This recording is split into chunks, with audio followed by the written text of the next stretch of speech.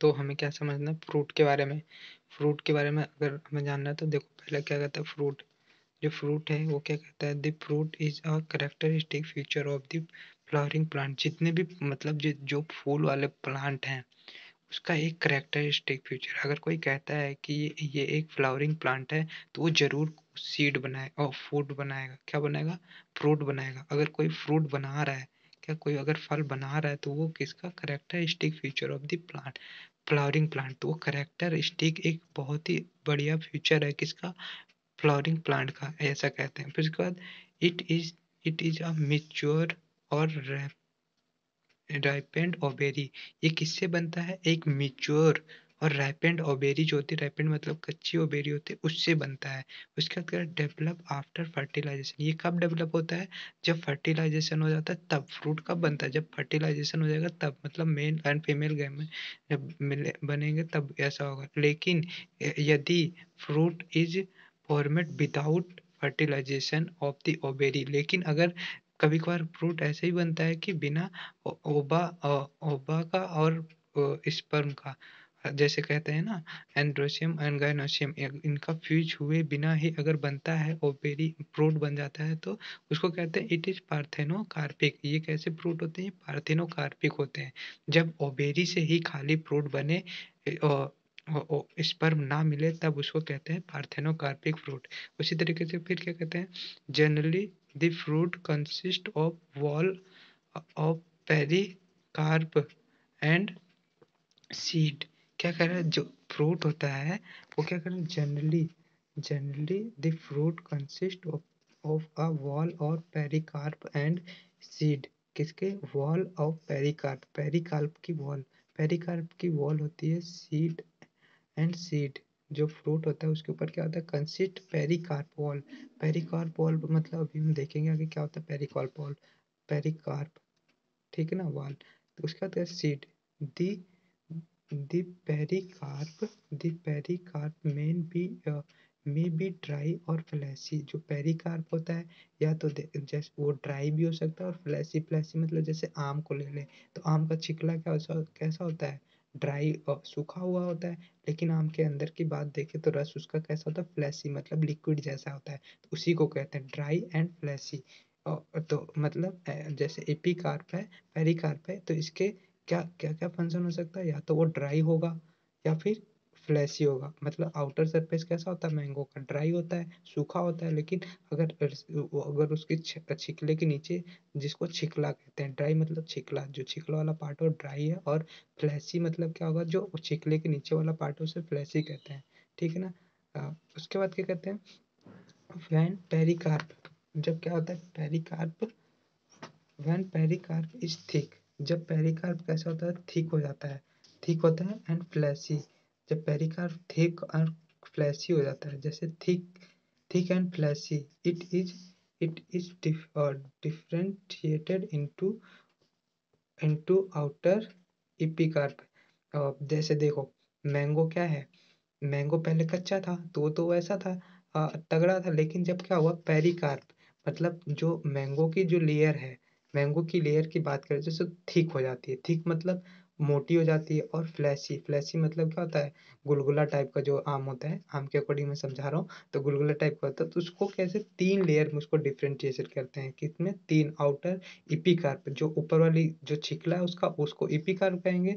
और middle, middle मतलब जो फ्लैशी, जो मतलब ये हमारा ये जो खाने वाला पार्ट होता है उसको कहते हैं mesocarp. And the inner is endocarp. लेकिन जो ये गुठली होती है, गुठली की जो लेयर है इसको एंडोकार्प कहते हैं। ये रहा बना हुआ, ठीक है ना। ऊपर वाला क्या हो जाएगा? एपिकार्प हो जाएगा, छिकला एपिकार्प हो जाएगा। और जो हमारा खाने वाला पार्ट होगा वो क्या हो जाएगा? मेजोकार्प हो जाएगा। और हमारा जो सीड होगा वो तो सीड है, लेकिन जो ये गुठली के ऊपर वाला हिस्सा है उसी को क्या कहेंगे हम? एंडोकार्प, ठीक है ना। इसी तरीके से क्या कहते हैं, the middle is mesocarp and inner is endocarp, ठीक है ना। हमने पढ़ लिया। उसके बाद देखते हैं इन इन मैंगो एंड कोकोनट। जो मैं अब देखो मैंगो और coconut are fruit is now as the drupe drupe इनका जो फ्रूट होता है इनको क्या कहते हैं, ड्रूप के नाम से जाना जाता है। किसको ड्रूप के नाम से जाना जाता है, फिगर दे रखा है हमारा ऊपर।